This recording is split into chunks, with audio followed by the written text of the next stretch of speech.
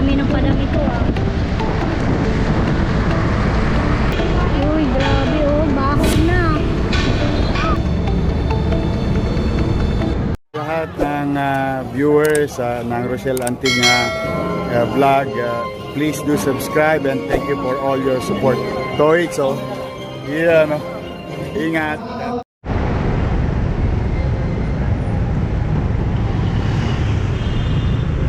Alright, Manila update tayo. So, nandito tayo ngayon sa Arpapa. Ayan, may checkpoint.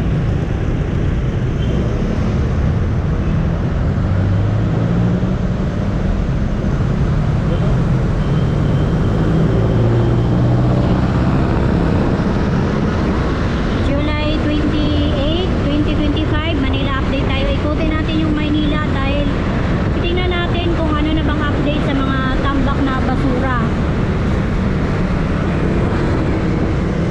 Doon ka sa kabila saan niya? Ayan o. Oh, may basura dito. Ayan. Hindi na siya masyadong marami. Unlike nung nakaraang linggo talaga, ang dami pong mga basura na nakatambak dito. So dito may konti. Ayan. Sana wag nang dumami yan. Nung nakaraan may mga dwellers dito. Ayan, malinis na po. So hello sa ating mga viewers. Shout out po. Good morning sa inyong lahat. Good afternoon and good evening. Kung saan man kayo, ingat po kayo palagi dyan. So samahan nyo ako. Manila update tayo. Kasama ko si Independent Vlogger PH. Nung isang araw pa yan, wala pang aksyon. Nung nakaraan pa yan.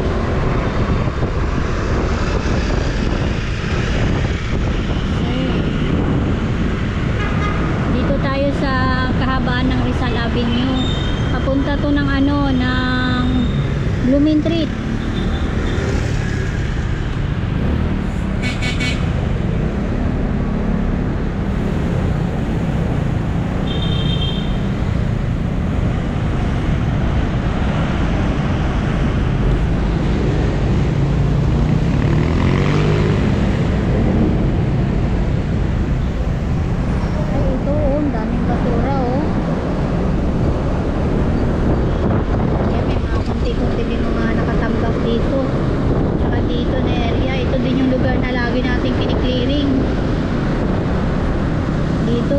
Meron din, ayan oh.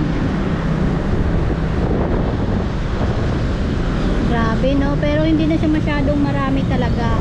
Unlike nung nakaraang linggo, talagang tambak-tambak yung basura. Ito pa oh, may konti dito.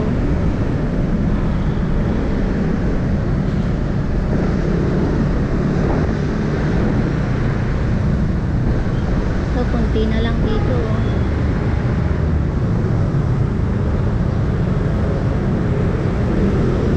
Nakita ko nga sa mga comments ng mga tao no, na yung iba nagbayad na lang daw para mahakot yung basura nila kasi wala talagang humahakot, lalo na dun sa may sa may Blumentritt na nakita, nag-update tayo June 25 yata yun or 26 yun, naki-update din tayo. Nood po kayo sa ating mga upload. So may basura din po dito sa poste.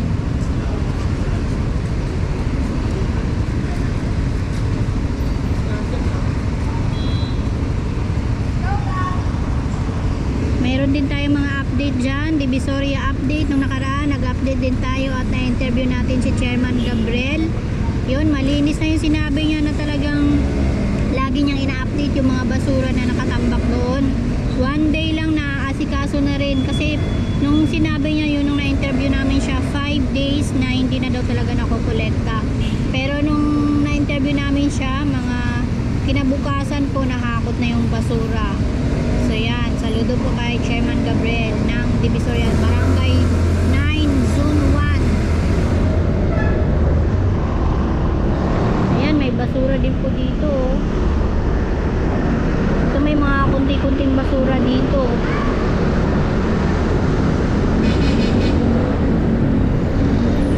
Ito sa kabilang side naman oh. Yan oh, ay naku, parang padami ng padami ito ah.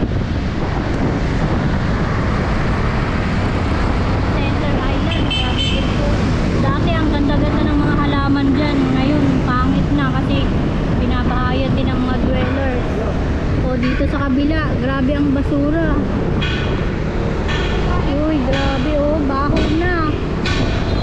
Grabe ang baho. Anong ano na to yung street? Rizal Avenue, Cavite Street.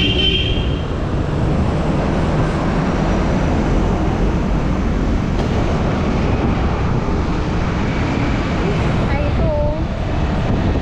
Uy, grabe. Meron pa mga tirang basura dito. Sana maakot na rin kasi yung isa kanina ang baho na. Parang inuod na yata. Ito pa oh. Yan, kahabaan ng Rizal Avenue, Cavite Street. Ayan, mismo sa may poste ng Cavite Street may ano, may basura. Ayan, wait lang tayo, naka-stop pa tayo. Panoorin natin. So, nung nag-focus, dito tayo nag-start yun eh. Nung nag-focus tayo kasama ang ating Yorme. Yun oh. Yan, dito yan sa Cavite Street. Ang baho na.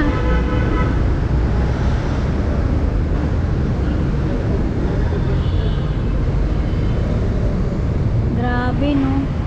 Grabe yung mga basura na iniwan nila. So July 28, nako 2 days na lang. Nandyan ang ating Yorme. So ngayon pa lang wala pa si Yorme.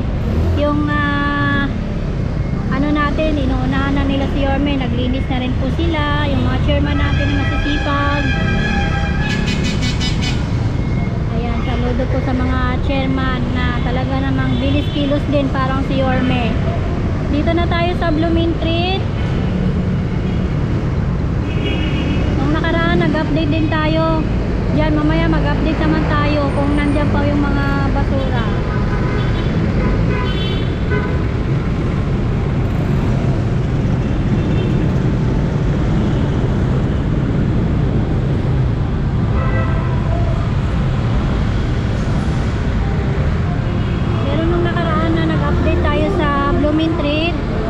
Nakita din natin na hinakot din po ng mga DPS ng QRT. Yun, shoutout po sa DPS QRT.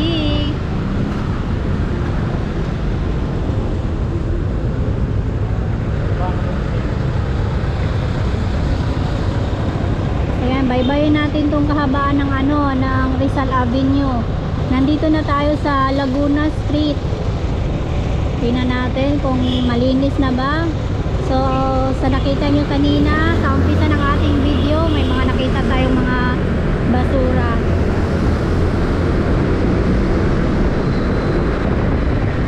Ayan, may basura din dito oh.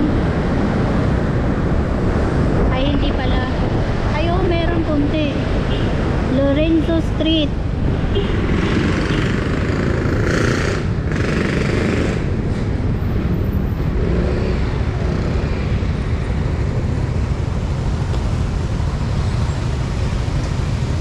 So yung mga update natin, Divisoria update, yan, update na tayo ngayon, mag-ikot na tayo. 2 days na lang makakasama na natin ang ating Yorme.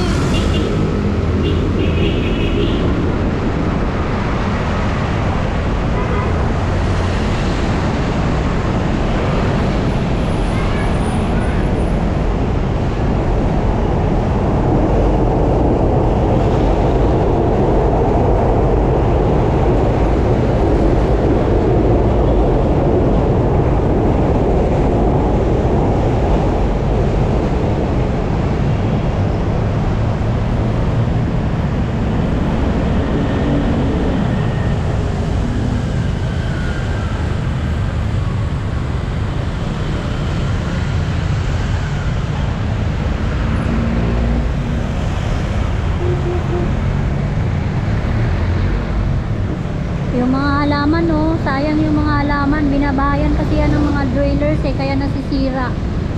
Lagi din po yung inaasikaso ng mga Parks Development Office or PDO. Sila po nagdidilig dyan. Yan oh, may basura oh.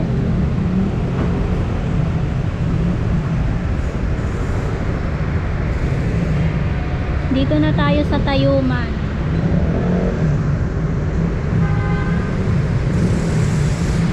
So sa mga hindi po nakapanood or hindi pa nakapag-subscribe sa atin, subscribe mag-subscribe na po kayo at i-click nyo na po yung ating notification bell dyan para updated kayo palagi kapag meron tayong mga panibagong upload sa araw-araw. 100 days, i-update natin yan pag-upo ni Yorme, kaya abang po kayo. Kung hindi man tayo makapag-live, magpi-premiere po ako. Yan, Tayuman Street na tayo guys. Tingnan natin dito kung anong sitwasyon dito. Ayan, medyo malinis dito sa area na ito.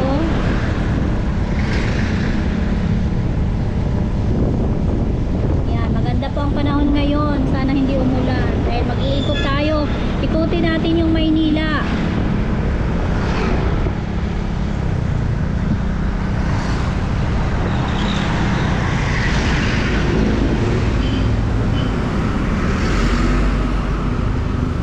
Dito, nakakot na yung mga basura dyan. Kasi nung nakaraan hindi ko na-videoan. May mga basura din po dyan. Ayan, shout out po sa mga DPS street sweeper. Ayan, maaga pa lang talagang nandyan na yan sila. Alas 2 pa lang na madaling araw. Gising na yung mga yan para maglinis ng kalsada. Ayan, saludo po sa kanila. Ayan, malinis dito sa Tayuman Street. Labas natin ito, Abad Santos. Abad Santos. Abad Santos pala. Abad. O, dito may kunting basura dito sa bridge.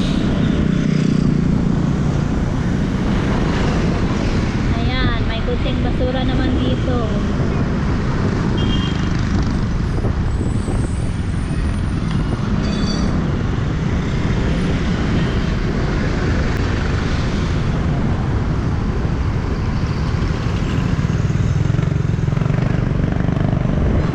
Pala natin guys, 9:47. So yan, may basura dito konti.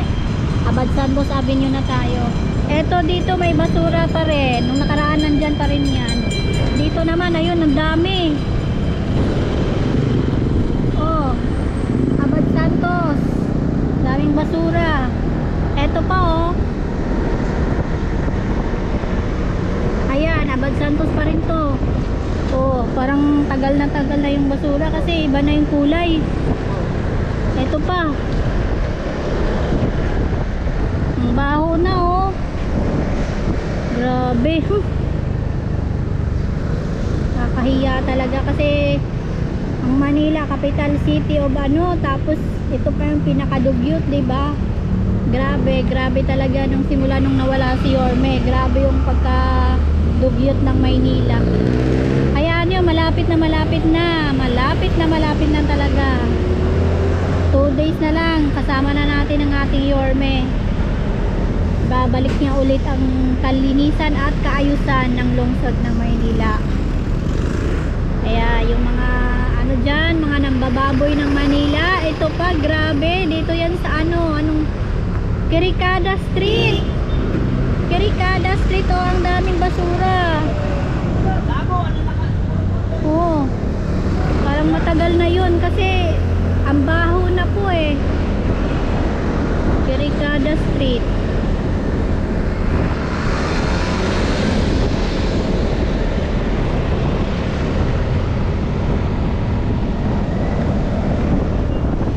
Share ko lang pala sa inyo bago ako naging vlogger. Diyan po ako naging tendera oh. Factory worker tapos tendera sa Mabaw yan. Shoutout kay Sir Jantan. Yung amo ko dyan Chinese, tas ang bait-bait. Ang gusto niyang bumili ng durian, ayan, pinopromote ko na. Gusto niyang bumili ng durian, pasalubong, suha, Davao yan galing, yan dyan po sa Mayano, Mabaw. Dito yan sa Abad Santos. O, diba? Prinomote ko na si Sir Jantan. Tagal-tagal ko sa kanya nagtrabaho dati bago ako naging vlogger.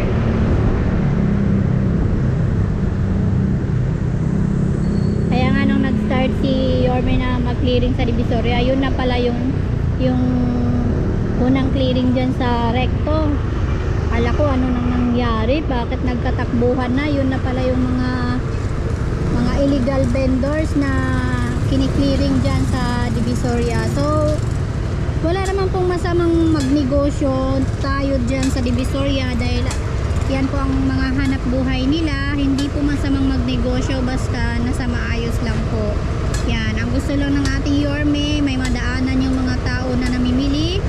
Tapos ayaw niya yung mga hinaharangan yung daanan. Kaya meron talagang pwesto dapat yung mga vendors. Na yung iba mga dayo lang naman. So yun talaga bawal yan. So hindi naman natin binabash yung mga vendors kasi nga hanap buhay nila yan. Oo, walang masamang maghanap buhay basta nasa maayos lang po yung mga paninda nyo.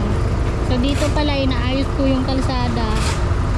Ayan, isa din yan sa mga kaya laging bumabaha kasi yung mga basura na hindi natapon ng maayos kung saan saan. So dapat tayo mismo may disiplina para tayo din naman mahirapan pag magbagyo, ulan, kunting ulan lang baha na agad kasi yung mga kababayan natin na hindi naman hindi inaayos pagtapon yung mga basura, so tayo din mahirapan. So dapat magtulungan na lang po tayo. Yan, inaayos dito yan sa may Clean Oil, Abad Santos, may Haligi. Doon may basura din doon sa may Haligi Street. Ikot natin dito, Divisoria. Ikutin natin yung Divisoria para makita nyo po yung sitwasyon. Kasi nung nakaraan, nung June 26, grabe po ang tambak ng basura sa Recto. So ikutan natin ngayon kung malinis na para makita ninyo yung mga update. So again, June 28 na tayo ngayon. So 2 days kasi 26, 27, 28. So tingnan natin kung ano na ba ang update ngayon doon sa may Recto. Pero kanina po nag-flashing po sa may Divisoria, pinaliguan na rin po, nag-start na rin po ang ating mga kapulisan ng Distrito 2 Moriones, no? Shoutout po kila Sir Lemuel, naka-live po siya kanina. Bali nag-flashing na rin po kanina at nag-clearing din ng mga madaling araw. So yan, babalik na ulit yung kalinisan sa Divisoria dahil grabe, sobrang baho. Tsaka nung dumaan ako doon, sobrang ang lansa ng amoy. Dati kasi nung panahon ni Sir Jerry Tubera, yung Divisoria na yan ang linis. Tapos mga vendors dyan, nadidisiplina talaga ni Sir Jerry dahil yung mga nagtitinda ng isda, bawal sila kumuha ng mga hasang kasi yun isa din yung sa mga nakaka-apekto sa mabaho kaya hindi sila nagtatanggal ng hasang yan. So dahil babalik na sila, maaayos na ulit ang Divisoria. Yun, kanina nga nag-start na mapaliguan ayan, may basura. So nandito na tayo, paikot na tayo sa may Recto Avenue na tayo.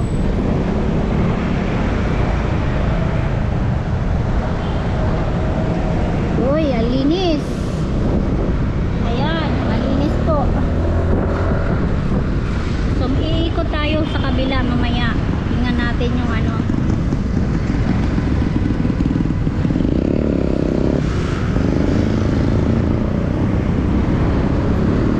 ito naman yung Recto Tondo side.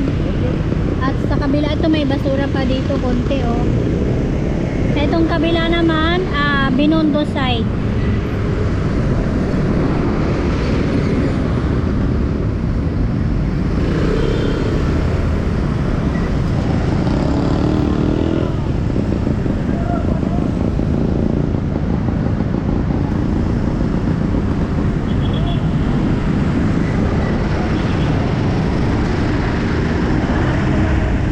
Ikot ka sa may Asuncion. Ikutan natin yung pinambakan ng basura. Pabalik nito? Oo.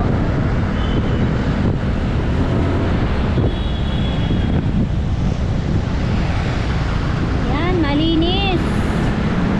Diyan tayo lagi nagla-live sa footbridge. Yan, diyan tayo nagla-live.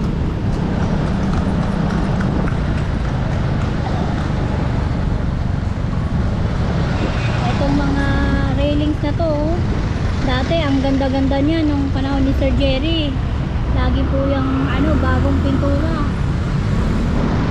Di bali maayos na ulit yan.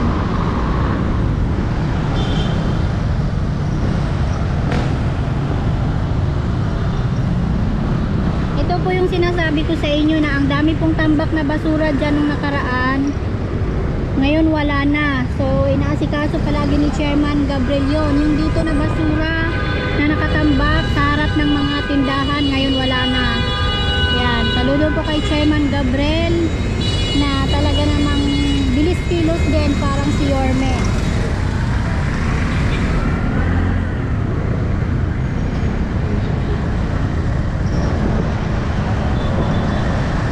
Yan o, maputi na dahil kanina nag-flashing sila dito.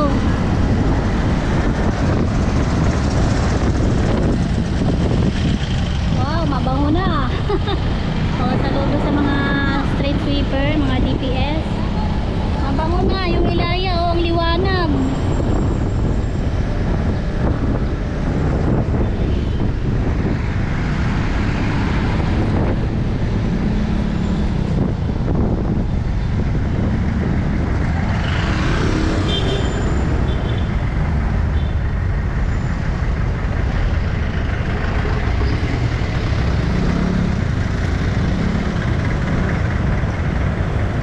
Yun, malinis. Tingnan natin dito sa kabilang side. Malinis. Maputi na.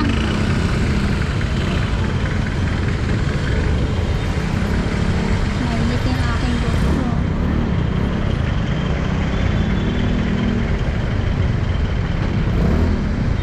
Traffic siya ngayong oras. Anong oras na tayo? 9:57 na ng umaga dito sa Pilipinas. So medyo matraffic po ganitong oras. Pero sa hapon din talaga medyo matraffic din po talaga dahil sabay yan eh. Kasi may magdi-deliver ng gulay, yung mga malalaking truck. Sa dati kasi alas 3 pa lang mag-start na yan sila magbababa ng mga gulay. So hanggang 7 yan. Yun yung patakaran ni Sir Jerry dati. Ewan ko lang ngayon kung anong patakaran sa mga nakaupo ngayon. And then pag saktong 7 dapat wala na yung truck doon dito sa may Divisoria na nagdi-deliver ng gulay para lumuwag na. So iikot tayo sa kabilang side. Tingnan natin kung anong sitwasyon sa Binondo side naman. Ngayon dito tayo sa Tondo side. So ngayong araw na ito mag-iikot tayo ng Maynila, kaya panoorin nyo po ang ating mga update na i-upload. Yan.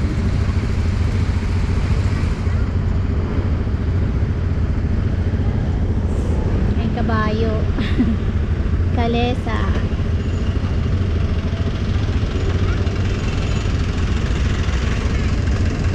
So, magiging part 2 to yung ating video. So, dito ko na muna tatapusin itong part 1. At mamaya naman po yung part 2. So, see you sa part 2. Thank you so much for watching. Don't forget to like and subscribe. Follow nyo rin po ako sa TikTok and Facebook, Rochelle Anting Vlogs. Thank you!